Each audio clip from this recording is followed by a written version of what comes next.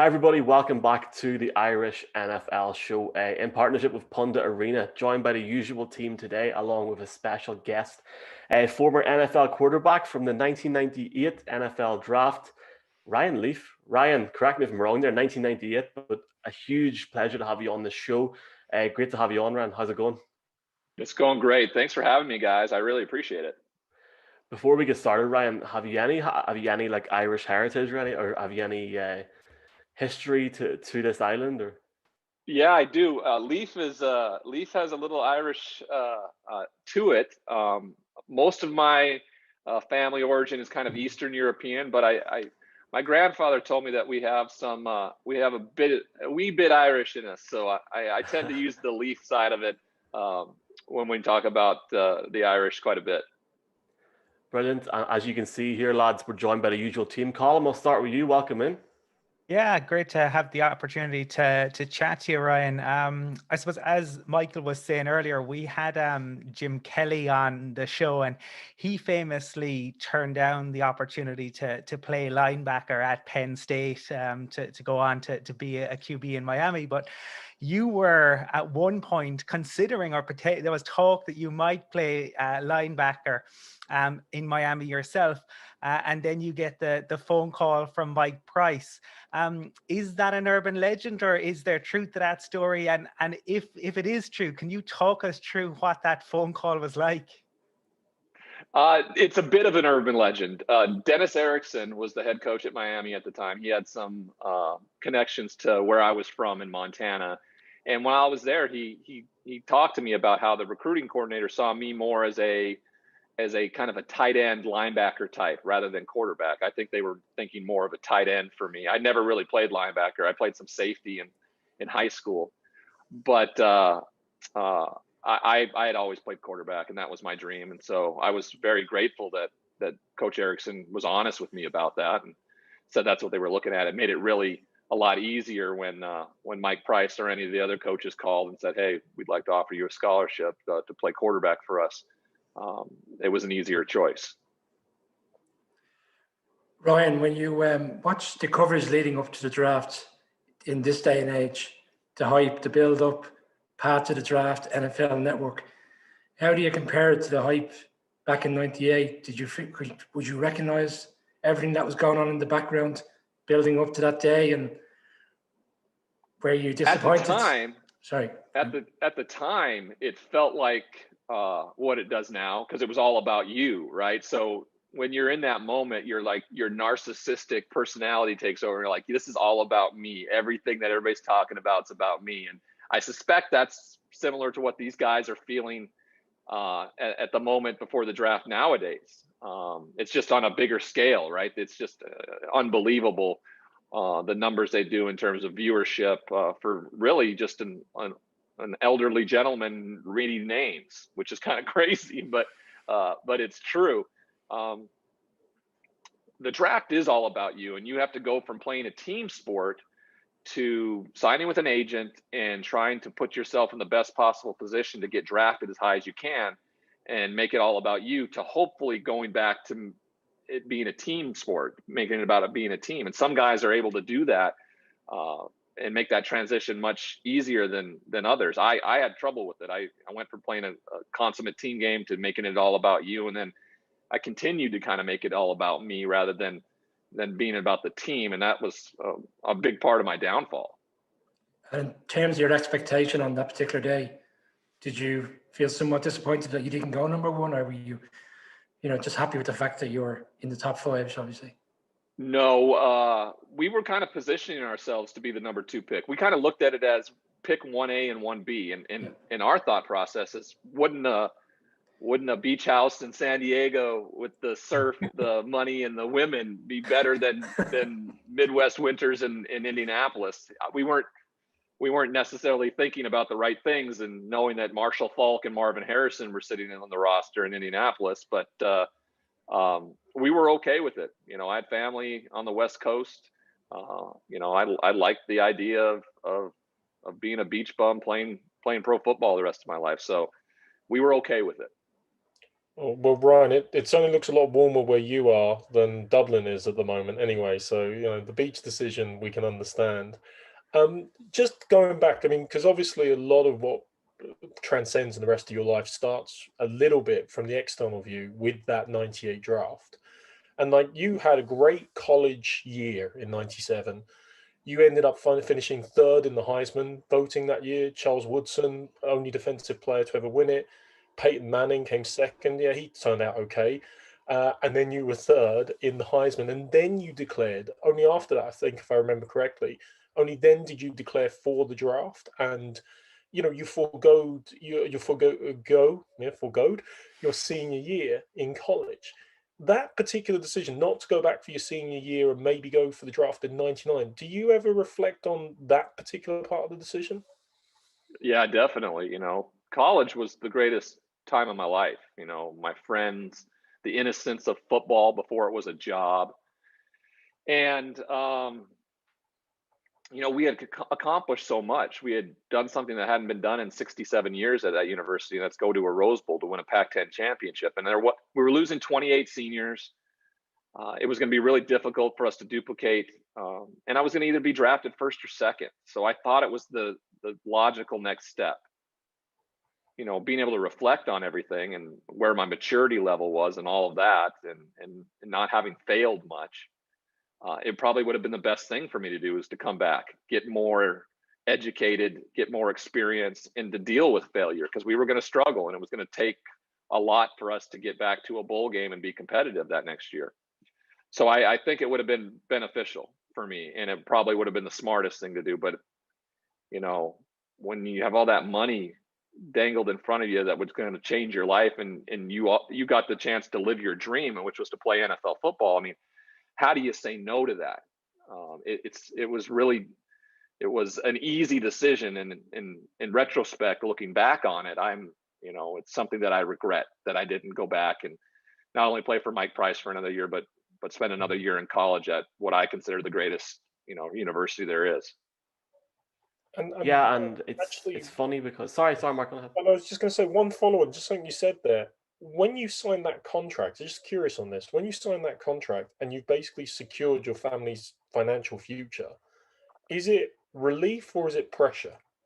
Because you are also this high pick in the draft. I'm just curious. Well, you don't think of it. You don't think it's pressure. You think it's what it's supposed to be. Like, this is exactly where I'm supposed to be, and I'm just going to go and do what I've always done, and that's play well, and we're going to win.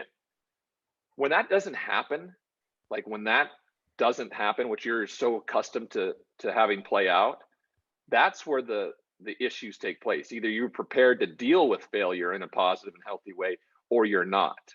And I clearly wasn't. And there are a lot of elite athletes that get to that level because there are what people consider busts that happen year in, year out, at every level of professional football, professional basketball, whatever you may.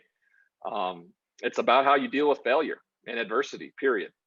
Life is not fair just because you're a pro football player. And I think for the longest time, I played the victim role. Like, I asked for this, right? I asked for the pressure, the stress, to play a child's game and make a bunch of money doing it. So I don't really have a lot of sympathy for those that complain about pressure and stress, because you don't have to do this. You don't. You can choose to do whatever you want, and it's a privilege. It's not a right. That's for sure. I was going to ask something along the same, but I'll ask a different thing now, Ryan. Trying to explain to somebody in Ireland about the NFL draft itself, forget about the process, is a whole, like, if they're not into the NFL, or they haven't got a clue, because over here we don't have the same college football thing. So, what would, going from that college experience to the NFL experience, and even before you took a snap in the NFL, what was that day like when you were drafted? Obviously, now going back in history, yourself and Peyton Manning in the first two picks in that draft. If you were sitting there now, what was that day like, waiting for that call? It's one of the greatest days of my life, regardless of outcome, with my family. I mean, I'd worked so hard, right? Since I'm from Great Falls, Montana. So I'm from a very small town in a very small populated state, There's never been a Montanan drafted in the first round in the NFL draft. I'm the only one. There are more first round draft picks in the Manning family than the whole state of Montana ever. So there's no trailblazer, right? I was never supposed to be there, ever.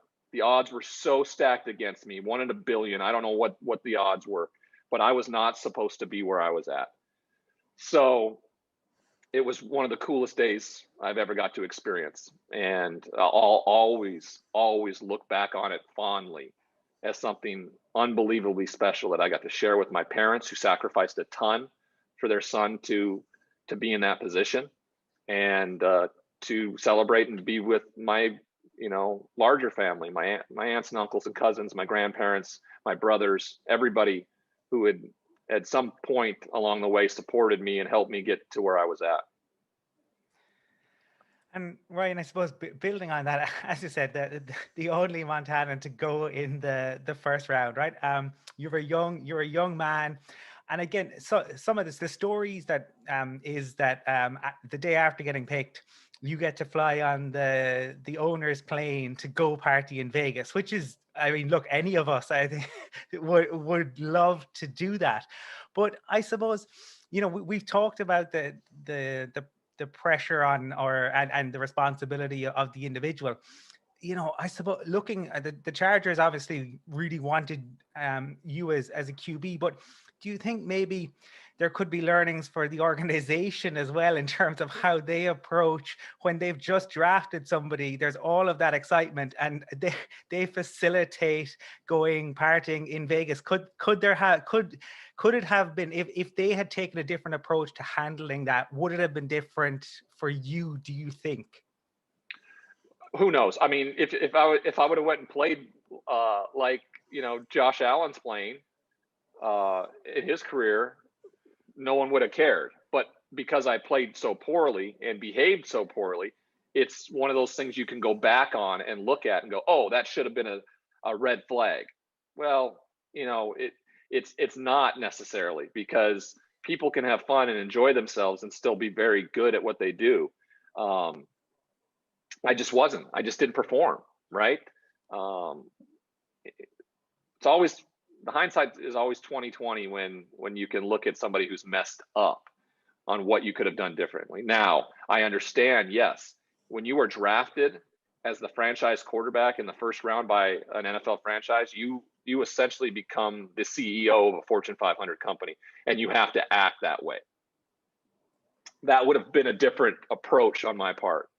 But I will say this, all my uncles, my dad, all my friends, we all met in Vegas that night, and we had the best time. So I remember that night, and I remember how special it was to share it with my family and friends. So I don't look back on it as a negative.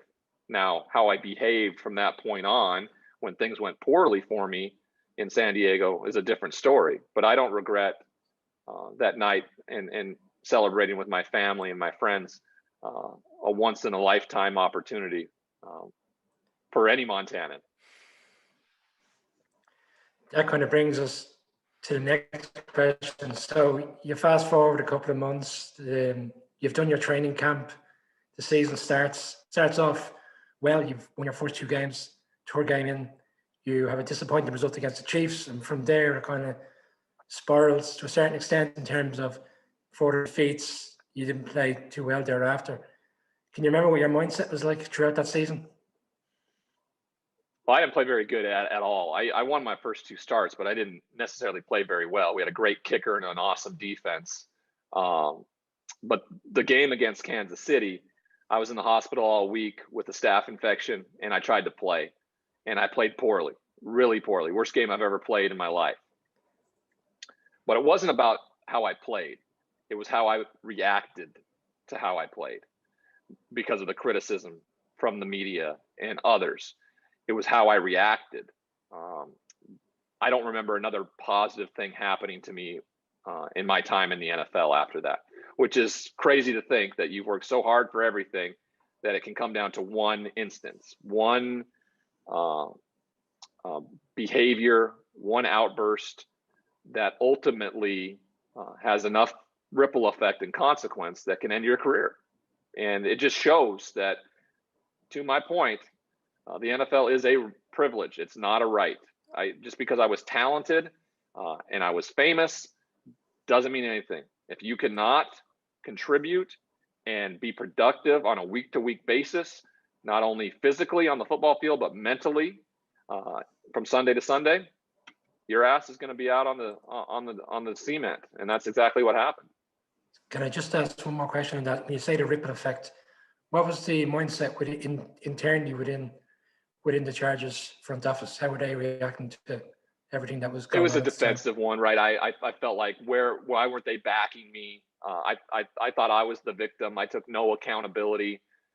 My teammates tried to help, and I thought they were being critical. I pushed them away. I was about, I was like Hiroshima to the Chargers. I just absolutely was a nuclear bomb in that locker room that wasn't helping anybody or anything, because I thought I was right and I thought I was more important. And good on them. They ushered me out after my third season. If I had been in their shoes and I saw this writing on the wall, it would have happened much sooner, like we saw the Dwayne Haskins situation happen this week. Yeah, I was actually going to allude to that, Ryan. I mean, this is one of the things in Europe where we find, casual fans or people new to the NFL can't understand the idea of the draft with effectively a multi-million-dollar interview process for kids, just straight out of college and things like that. I mean, the pressure of that is something else. And you rightly allude to Haskins, obviously, will have to rebuild his career like Josh Rosen is trying to do, and this can happen in certain circumstances. But you also alluded to the team dynamic there in the Chargers, and when you look back at that team, there were some amazing players on that team. Junior Seau was a teammate of yours there, Rodney Harrison, and I'm a Pats fan, so I have some fond memories of Rodney. But I can imagine they were challenging individuals to work with as part of the team. They're very, very demanding as well. I'm wondering how much of that helped or hindered, and is there any kind of standout recollections you have of that, good, bad, or indifferent, of the engagements with those types of players? Well, they were great teammates. I mean, they're consummate pros. And what I should have done is just kind of been like a lost puppy and put my nose right at their rear end and followed them around on what to do and how to do it. Instead, I thought I was more important, right? And they tried to help. They went to our general manager, Bobby Beathard, many times and were just like, I don't know what to do. This guy he's killing us. And I was. I mean, there's nothing more I can say about it other than I was absolutely a terrible teammate and a screw up. I had gotten to a place in high school and college when I was cornered or backed into a situation. I fought my way out and I could play well enough to overcome all my shortcomings when it came to my behavior. The NFL, you can't. I mean, there's 32 of us in the world, right? And probably only a handful of them each year that are great, that are what can be considered great quarterbacks. If you don't have it between the ears on how to deal with failure and accountability and not taking yourself seriously, you are gone. You don't have a chance. And my teammates tried to help. They did. The organization tried to help. Everybody tried to help. If you're not willing to surrender and accept help, you're not going to take it. Yeah, and just talking about and then maybe talking about the next direction, Ryan. I'm not gonna sit here and say I was watching your draft in 1990. I was born in 1991, so I'm in that new generation of NFL fans. That, like the whole London thing. I've only been a fan for 12, 13 years. So for me, it's fascinating to look back at that draft and maybe the few drafts before and see the journey of players and watch games in the off season. But you go from a couple of years at the Chargers. You've got the Seahawks, the Cowboys, and then at 26, your career is pretty much done. Maybe for people that are in Europe and maybe a little bit younger, maybe in my age group, or maybe even younger than that there, what did you do after football? How did you operate once you left the game in that sense up until now? I thought I would be fine. I was under this falsehood that success was money, power, and prestige. And I had what I considered all three. I had all this money, you can imagine, the power that came with that money, and the prestige may be a little tarnished now, but former NFL quarterback still, get you a free pint at the pub, right? I mean, that's kind of the mindset I was in. I didn't understand how like emotionally and mentally corrupted my brain was with dealing with failure and being criticized and people being critical of me as one of the biggest busts ever. Psychologically, I didn't realize how much I was going to struggle with that. And sure enough, after retiring or quitting, I was introduced to Vicodin, which was an opiate painkiller that I was given when I had my multiple surgeries from playing pro sports. And I was in pain. I just didn't realize it. I was in this emotional pain. And so I started to self-medicate with a drug that I knew worked, right? When I was in physical pain, this drug worked. And so I started taking it. And it worked, right? I didn't feel anything. I didn't feel less than. I didn't feel judged. And I'd been searching for that for so long. I felt so miserable. And I thought this was just going to be my life. I just didn't have to feel anything anymore. And I think I'd been searching for that for a long time. And that started probably 3 or 4 months after I had retired from the NFL when I was around 26, 27 years old. And it continued until I was about, 35, where I was just a raging drug addict and became a criminal back in my hometown until it ultimately landed me in prison because of it, because of my poor choices and poor decisions. And I think it just adds to the lore of me being a bust at the NFL level, right? It just continued to spiral, and I allowed it to infect my whole life and everybody around me until I put myself in a position where I couldn't, either I had to choose to surrender and get help and get better, or I was just going to, end up at the bottom. And luckily for me, I had that man in the mirror moment where somebody showed me who I was, how I was behaving, and how I needed to fix it.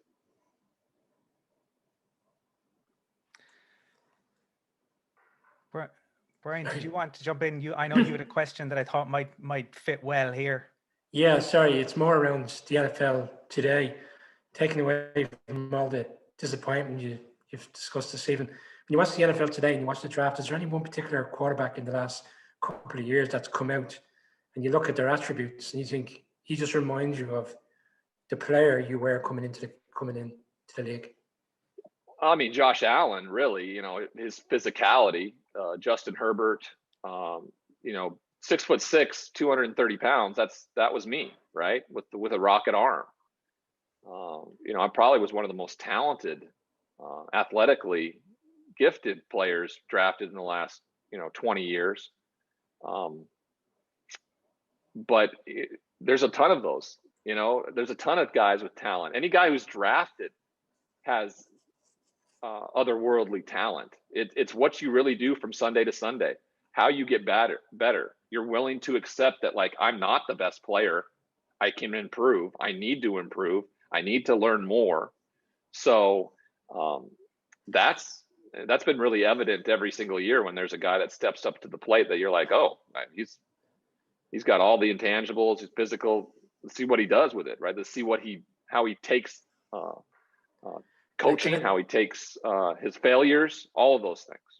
Can I ask you then about Josh Rosen, for example? So he was obviously moved away from the Cardinals, not because of maybe him himself, more so because Kyler Murray was such a good quarterback coming out of the draft, and they made a decision to go that way. He moves on to Miami, didn't work out.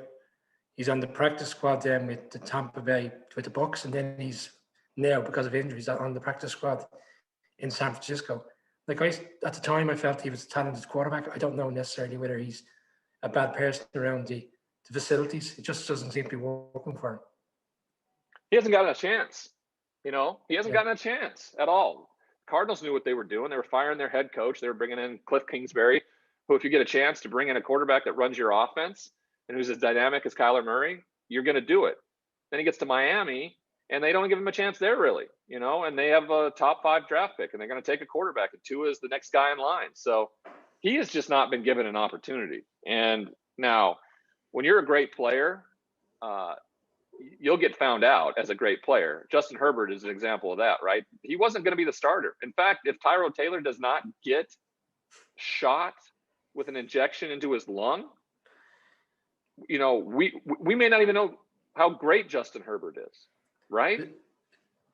Yeah, that doctor's on a huge bonus this year, I'd say. Well, San Diego Chargers, LA Chargers doctors aren't the best in the world. As a Broncos fan, and as Colin was a Broncos fan here as well, it's just great that we've got Herbert now, and we've also got Mahomes in the same division as well. So it's just fantastic. But Mark, sorry, it's going to be a tough time. That division is stacked at the quarterback position. I mean, but since I left the Chargers, they've been stacked at the quarterback position anyway, right? I mean, they went from me to Flutie to Breeze to Phillip Rivers, and now Justin Herbert. The quarterback hasn't been the problem in San Diego and Los Angeles when it comes to the Chargers, that's for sure. Yeah, they've definitely been on a great run, but I'm amused almost about your comment about the doctors, because they obviously had a bad spate of injuries for a while there, and yeah, certainly Tyrod Taylor and the Justin Herbert situation this year is one of the more bizarre instances in the NFL history. But if you don't mind, Ryan, I suppose changing gears a little bit away from the NFL, I recall a famous, one thing about you, the famous Sports Illustrated cover, where I think you'd come back from your second season was lost to injury, and your third season you'd had a good training camp, and there was a big build-up about your back from the brink. Now, it didn't work out in your professional career, but certainly personally, and hearing you reflect kind of so maturely and honestly, I think, on your experiences as a very young guy, and obviously your challenges personally in the last period of time, you sound like you are like back from the brink. You're at a much more advanced stage of your life, and you're engaged now really heavily in college football. You still got great love for that. You're still engaged in radio, a lot of radio work on college football and around these things. I mean, maybe if you tell us a bit about that and about how you found that zen, that inner zen, and the enjoyment back of the game at the college level. Well, I mean, football gave me everything. For a long time it was toxic, and that was all me. That had nothing to do with football. It's how I viewed football. But football gave me everything. It gave me friends. It gave me a career. It gave me a purpose, an identity, all of that. So, being a part of it as an analyst it was just natural, and I really enjoy it. I love being on the radio. I love talking about college football. It's a big part of what my days are these days, and I enjoy that. I'm hoping to be more involved on the NFL side of things, especially leading into the draft, just because of my experiences. I don't ever want anybody else to be the next biggest bust ever. I don't want to be replaced, because I know how difficult that is to live with. And I want people to be successful. I want to enjoy watching players play on Sundays and be successful at the quarterback position. It tickles my heart when that happens. I don't need anybody to take my mantle or my trophy away of the biggest bust ever in draft history, because I don't what other people think of me is none of my business. I don't care. And I think that's where I had to get to. I had to get to a place where it didn't matter what other people thought. In fact, I could be incredibly self-deprecating around it, because I am who I am. The guy I see in the mirror is the guy I know. And he's a dad now, and he's a 44-year-old man. Football is not even in my vocabulary in terms of what I can do physically. I'm not Tom Brady. And he may be the only one that exists that could play at our age right now. I get out of bed and I strain my calf. That's just, what us 40-year-olds have to deal with. So I think it's just a realization of what most people do in maturity, probably in their early 20s, mid 20s. They kind of just figure out who they are, and they're okay with that, and it's good enough. And what's really changed for me is the being of service aspect, to be of service to another human being. I don't think I ever did that. And once I started doing that, making it about somebody else rather than myself, that's when my perspective shifted. And it's going to have to be the foundation of who I am moving forward. Otherwise, I'll just go back to being kind of that asshole I always was. And when I make it about somebody else, you know, I can't think of myself as much when I'm trying to be helpful to somebody else and give them everything I can. Ryan, it's interesting because my final question was actually around the fact that you do have a kind of a wonderful self-deprecating sense of humor, and it comes across really well. And I'm just wondering, like, is that something you always had, or is that something that has developed as you got more comfortable with yourself? Definitely something that I developed. I took things incredibly seriously, way too seriously. You know, there's a meeting I go to. It's called the LTFU meeting, and that means lighten the because that's exactly what we all need to do, right? We can't take things so seriously, especially ourselves. If we can't laugh at ourselves, we'll truly never be able to laugh at anything. And I just think laughter is such a contributing factor to mental wellness. Because when I laugh, I smile, and my therapist, when I say things and she can see when I smile, she knows it's something that brings me joy. So, you know, when I poke fun at myself, because people really take it seriously. Like when people like call me a bust or something like that, they really think they're doing me harm. And I'm like, yeah, man, I guess being a bust, it's a pretty cool deal. You know, I've got to play in the NFL. So, it's usually other people projecting, and I understand that now because I've had a lot of therapy and I've done a lot of work. And so I don't take myself very seriously. I take recovery and I take mental illness really seriously, and I focus my attention on that. And then I'm self-deprecating when it comes to a child's game that I got to play. That's kind of where I go. And the legal issues in my past, I don't take that incredibly seriously either, because you know, I'm a flawed human being like everybody else. I think that's what makes me so relatable and allows me to travel around the country and speak and do work in the mental health platform and the substance abuse platform and why I enjoy it so much. And I love to see people get well and have new and exciting and well-lived lives. Yeah, Ryan, I'm in my 40s as well, so I feel the same pain as you. I strained my back taking my child out of cot in the morning. Yeah, I made a joke about it the other day. Tom Brady went out and threw 4 touchdowns in the first half. And that morning I'd gotten up and went for a little hike, and I was like warming up to go on, you know, for my hike because it was a little chilly in the morning.